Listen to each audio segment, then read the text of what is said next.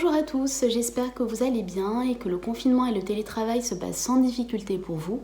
Durant cette période, nous en profitons chez Wifin pour vous faire des points d'actualité en vidéo et c'est à mon tour de m'y prêter au jeu.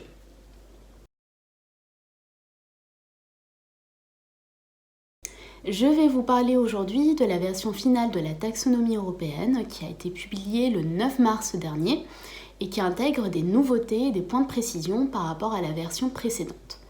Vous avez été nombreux à avoir consulté mon webinar publié en septembre 2019 dans lequel je vous ai partagé un premier digest de cette réglementation phare. Aujourd'hui, je vous propose de faire un focus sur la principale nouveauté de ce rapport, à savoir l'introduction de 3 niveaux de performance pour les activités économiques.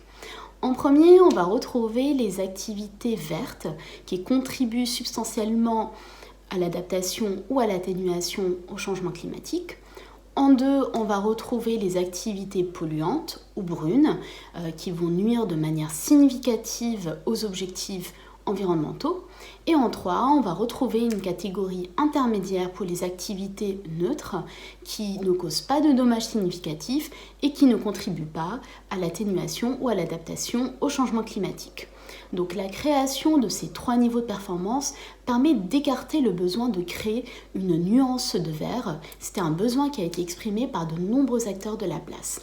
Mais aussi ça permet d'identifier rapidement les activités qui ont un impact négatif, qui vont contribuer de manière négative aux objectifs environnementaux.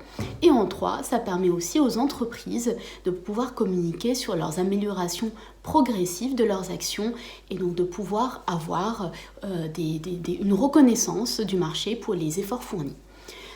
Et enfin, le TEG, donc c'est le groupe d'experts techniques de la Commission européenne, a mis à disposition de documents très pratiques qui vont accompagner le rapport final. Alors en premier, on va retrouver une annexe technique qui fournit la méthodologie de la taxonomie, mais aussi des détails sur les critères techniques de sélection. Mais aussi, on va retrouver un fichier Excel qui va reprendre l'ensemble de ces critères sous une forme résumée et qui va permettre aux entreprises, aux utilisateurs de manière générale, de pouvoir appliquer la taxonomie pour leurs propres activités. On va vous mettre tous les liens en bas de cette vidéo et j'espère que cet éclairage vous a servi. N'hésitez pas à nous écrire si vous avez la moindre question. Bonne journée tout le monde!